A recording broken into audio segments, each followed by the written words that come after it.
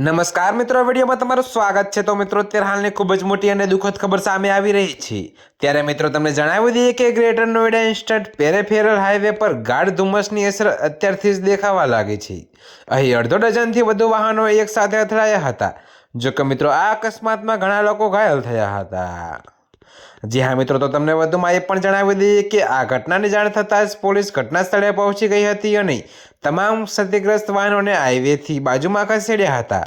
તો મિત્રો, આ સાથે ઘાયલોને સારવાર માટે હોસ્પિટલમાં દાખલ કરવામાં આવ્યા હતા। ત્યારે આ ઘટના બંબાવડ બાદલપુર પોલીસ સ્ટેશન વિસ્તારની હોવાનું કહેવાય છે। જી હા મિત્રો, જો કે આ અકસ્માતનો વિડીયો પણ સામે આવ્યો છે। તો આ વિડીયોમાં સ્પષ્ટ જોઈ શકાય છે કે ઘણી કાર અને ટ્રક એકબીજા સાથે અથડાયા છે। તો ઘટના સ્થળે હાજર પોલીસ કર્મીઓ ટોલ મેનેજમેન્ટ ક્રેનની મદદથી અકસ્માતગ્રસ્ત કાર અને ટ્રકને બાજુમાં ખસેડી રહ્યા છે।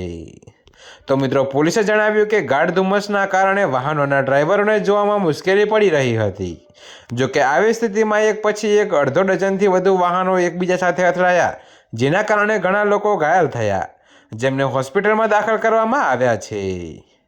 તો મિત્રો, અત્યારે હાલ માટે આટલું જ। મળીશું નવી અપડેટ સાથે। અને જો તમને અમારા વિડીયો પસંદ આવતા હોય તો વિડીયોને લાઇક, કોમેન્ટ, શેર અને અમારી ચેનલને સબસ્ક્રાઈબ કરવાનું ભૂલતા નહીં મિત્રો।